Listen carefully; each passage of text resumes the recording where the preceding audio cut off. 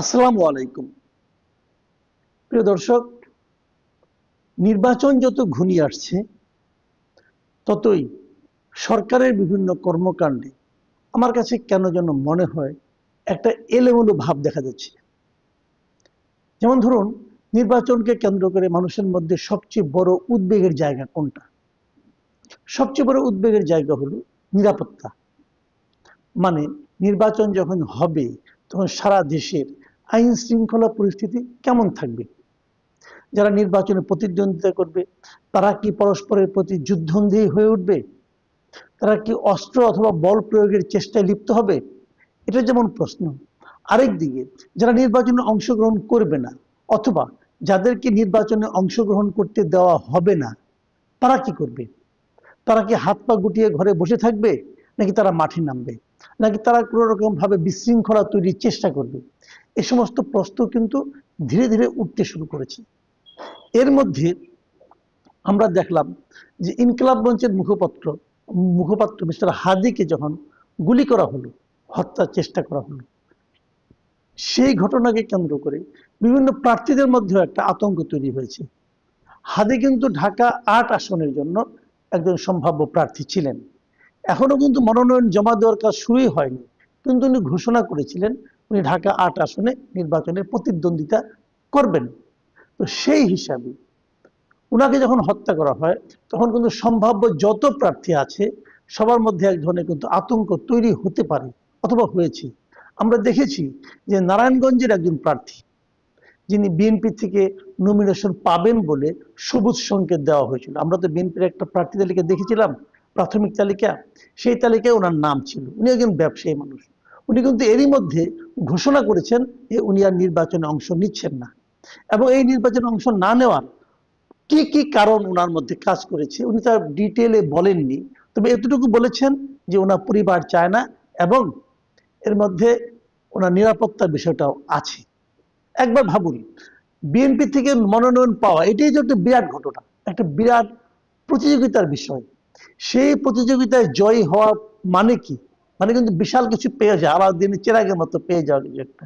সেরকম চেরাগ পাওয়ার পরেও যখন একজন প্রার্থী বলেন যে আমি নির্বাচনে অংশ নেব না, তখন তার ভেতরে যে ভীতিটা, সেই ভীতি সম্পর্কে নিশ্চয়ই আপনারা একটা ধারণা করতে পারেন। এখন এই ধরনের ভীতি কি আরো কোথাও আছে? থাকতে পারে, কিন্তু প্রশ্ন হচ্ছে এই ভীতিটা দূর করার জন্য, নিরসন করার জন্য সরকার কি করছে? দেখুন, দেশে যত নিরাপত্তা জনিত সমস্যা থাকুক না কেন, সেই সমস্যার সমাধানের জন্য আমরা কার কাছে যাব?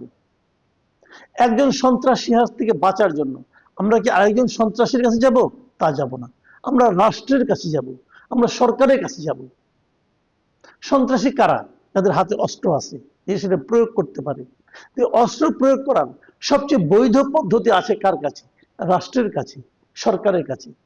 সরকার তার কিছু লোকের কাছে অস্ত্র দিয়ে রাখে, যেমন পুলিশ, র্যাব, আর্মি দিয়ে রাখে না? কেন দিয়ে রাখে? যেন অবৈধ যারা আছে তাদেরকে কন্ট্রোল করা যায়, তাদেরকে ভয় দেখানো যায়, তাদেরকে প্রতিহত করা যায়। তো সেই কাজটা সরকার কতটুকু করছে? সরকার এর মধ্যে আমরা দেখেছি সরকার একটা সিদ্ধান্ত নিয়েছে। এই কয়েকদিন আগে 15 তারিখে দেখলাম যে তারা একটা ঘোষণা করেছে যে যারা নির্বাচনে অংশ নেবেন সেই সমস্ত প্রার্থীকে ওনারা অস্ত্রের লাইসেন্স দেবেন। এটা স্বরাষ্ট্র মন্ত্রণালয় থেকে নেওয়া হয়েছে।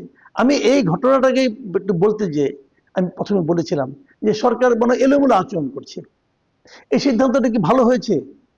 বাংলাদেশের ইতিহাসে এ যাবৎ কোন নির্বাচনে যারা প্রতিদ্বন্দ্বী হন, যারা প্রার্থী হন, তারা কি অস্ত্রের লাইসেন্স পেয়েছেন? পাননি। এবারই প্রথম তারা দিচ্ছে। কেন দিচ্ছেন? তারা প্রার্থীদের কি বলতে চাচ্ছেন যে আপনাদের নিরাপত্তা নিয়ে আমরা খুব উদ্বিগ্ন, কাজে আপনারা একটা লাইসেন্স হাতে নিন, লাইসেন্স দিয়ে একটা অস্ত্র কিনে নিন? দেখুন, আমি সমস্যাগুলি বলি। খুব সহজ প্রবলেম, যেটা সহজ প্রবলেম হলো, ধরেন একজন লোক, একজন প্রার্থী হবেন, উনি একটা অস্ত্র কিনলেন, 1 লাখ 2 লাখ 3 লাখ টাকা অস্ত্র কিনলেন, যেহেতু লাইসেন্স উনি পেয়েছেন, কিনলেন। যখন নির্বাচন শেষ হবে, এই আইনটা এমন ভাবে, নীতিমালাটা এমন ভাবে করা হয়েছে যে নির্বাচন শেষ হওয়ার 15 দিন পর এই লাইসেন্সটা অটোমেটিক বাতিল হয়ে যাবে। যখন এটা বাতিল হয়ে গেল, তখন ওই অস্ত্র নিয়ে কি করবেন? তখন তো ওই অস্ত্র নিয়ে রাখতে পারবেন না, রাখলে সেটা হবে অবৈধ অস্ত্র। তো সেক্ষেত্রে ওরা করণীয় কি হবে? অস্ত্রটা বিক্রি করে দিতে হবে। কোথায় বিক্রি করবেন, কত টাকায় বিক্রি করবেন, এবং সেই বিক্রিটাকে উনি আগের দাম পাবেন, নেট লস কিন্তু পুরো জিনিসটাই। উনি বডিগার্ড রাখতে পারবেন, এটাও বলা হয়েছে। আরো কিছু ঘটনা আছে। আগে নৈতিক ঘটনা বলে আরেকটা প্র্যাকটিক্যাল ঘটনা, যেটা একটু কৌতুক মনে হতে পারে, সেটা দিয়ে শেষ করবো আলোচনাটা। আরো কিছু নৈতিক সমস্যাটা বলি আমি। রাষ্ট্র যখন নিজে বলেন যে নিরাপত্তার স্বার্থে আপনি অস্ত্র নিন, অস্ত্র বহন করেন, অস্ত্র আপনি কিনে নেন, তখন কিন্তু রাষ্ট্র আসলে প্রকারান্তরে স্বীকার করে যে আমি আপনাকে নিরাপত্তা দিতে পারছি না। আমি যেহেতু পারছি না, নিজের ব্যবস্থা নিজে করেন। এটা কিন্তু রাষ্ট্র বলল। রাষ্ট্রের কোন মন্ত্রণালয় বললো? স্বরাষ্ট্র মন্ত্রণালয় বললো। স্বরাষ্ট্র মন্ত্রণালয় স্বীকার করলো যে নির্বাচন চলাকালীন দেশের সবচেয়ে গুরুত্বপূর্ণ যে শ্রেণীটা, মানে যারা প্রার্থী হয়েছেন তারাই তো গুরুত্বপূর্ণ, সেই সবচেয়ে গুরুত্বপূর্ণ শ্রেণীকে উনি নিরাপত্তা দিতে পারছেন না।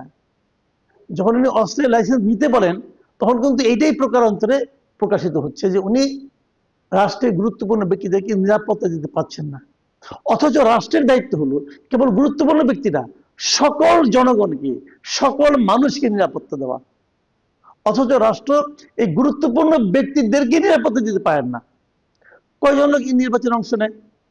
ধরা যাক 300 আসন, 300 আসনের মধ্যে আমি এক একটা আসনে 20 জন করেও ধরি, তাহলে 6000 লোক। সিম্পল কিন্তু, তাহলে 6000 লোক। উনি সারা দেশে 6000 লোককে নিরাপত্তা দিতে পারেন না, তাহলে রাষ্ট্র 18 কোটি লোককে নিরাপত্তা কিভাবে দিবে? যে রাষ্ট্র জনগণকে নিরাপত্তা দিতে ব্যর্থ, যে রাষ্ট্র জনগণকে নিরাপত্তা দিতে পারবে না বলে স্বীকার করে, সেই রাষ্ট্রের উপর, সেই সরকারের উপর আমার আপনার কতটুকু আস্থা থাকা উচিত? ব্যর্থ সরকার। অর্থাৎ এই মুহূর্তে দায়িত্ব ছেড়ে দেওয়া উচিত, আমি পারছি না, অন্য কেউ পারলে দায়িত্বটা নেন। তার দায়িত্বও ছাড়ে না। তাহলে এই যে সরকারের যেটা ব্যর্থতা, এই ব্যর্থতা তারা স্বীকার করে না। স্বীকার না করলে কি হবে? আমরা তো বুঝেই গেলাম পৃথিবীতে অন্য কোথাও কিন্তু এরকম পাবেন না আপনি। আচ্ছা ঠিক আছে, আপনি যখন এরকম একটা আইন করলেন যে সমস্ত প্রার্থীরা অস্ত্র নিতে পারবে, তো ব্যাপারটা কি কি দাঁড়াবে? অনেক লোকের হাতে কিন্তু অস্ত্র ঘুরবে, আপনি বুঝতে পারবেন না যে কোনটা বৈধ আর কোনটা বৈধ না। আপনি কিভাবে এটাকে সমাধান করবেন? আপনি তো এটা কোনো ব্যাখ্যা করতে পারবেন না। একজন লোক অস্ত্র নিয়ে যাচ্ছে, এটা কি বৈধ অস্ত্র নাকি অবৈধ অস্ত্র? সে বলবে আমি অমুক প্রার্থীর নিরাপত্তার জন্য আছি। এখন প্রার্থীর নিরাপত্তার জন্য 5 জন 6 জন লোক ঘুরবে অস্ত্র নিয়ে, তার মানে চারিদিকে কিন্তু এটা অস্ত্রের সরাসরি হয়ে যাবে।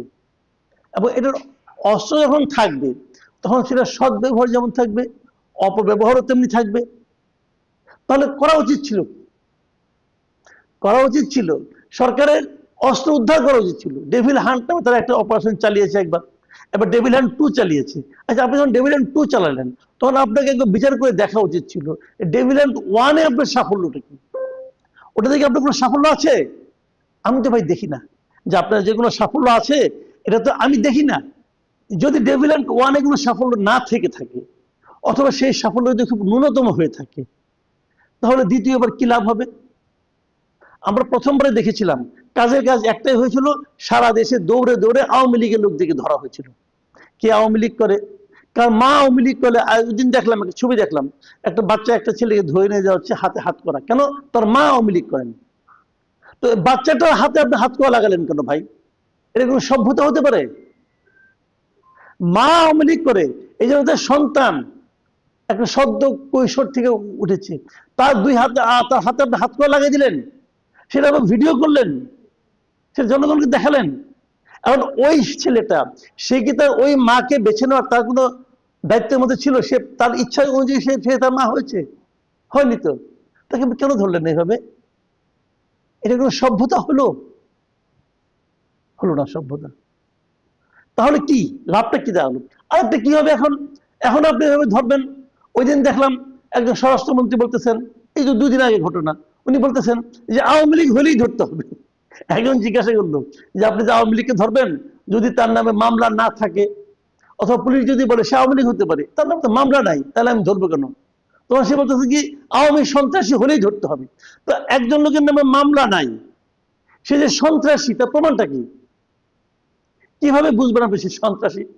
এখন একজন লোক মনে করেন আওয়ামী লীগ করতে এক সময় অথবা তার বাবা আওয়ামী লীগ করে, অথবা সে নিজেই আওয়ামী লীগ করতো, এখন রাজনৈতিক স্থগিত আদেশ আছে আওয়ামী লীগের উপর, সে রাজনৈতিক কর্মকাণ্ড করতেছে না, সে বাজার করে বাজারে ব্যাগ হাতে যাচ্ছে।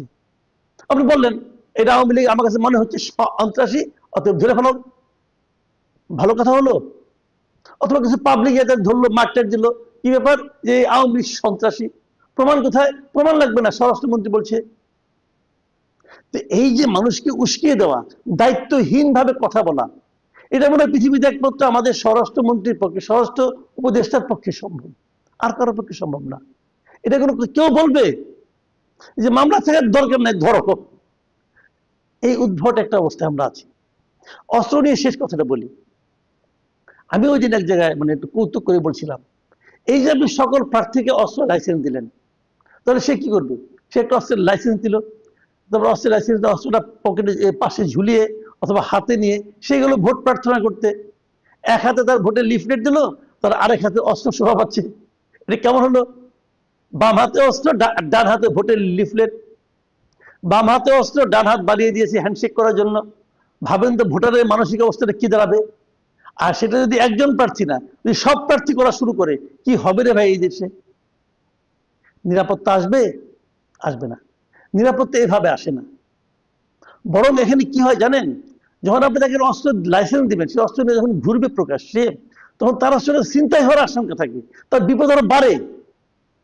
কারণ যারা প্রকৃত সন্ত্রাসী, তারা চেষ্টা করবে ওর কাছ থেকে অস্ত্র আমি ছিনতাই করে নিয়ে যায়, ইজি তো। তখন যে অস্ত্র লাইসেন্স পেয়েছে তার জন্য কিন্তু বিপদ আরো বাড়ে। মানে কমন সেন্স দিয়ে না, আমি একটা কথা প্রবাদ আছে, দেখেন কমন সেন্স খুব ইম্পর্টেন্ট। অনেকেরই নাই কমন সেন্স। কমন সেন্স হলো মোস্ট আনকমন একটা বৈশিষ্ট্য, এটা লোকে বলে। পাশাপাশি আবার এটাও বলে যে কমন সেন্স দিয়ে বড় কাজ করা যায় না।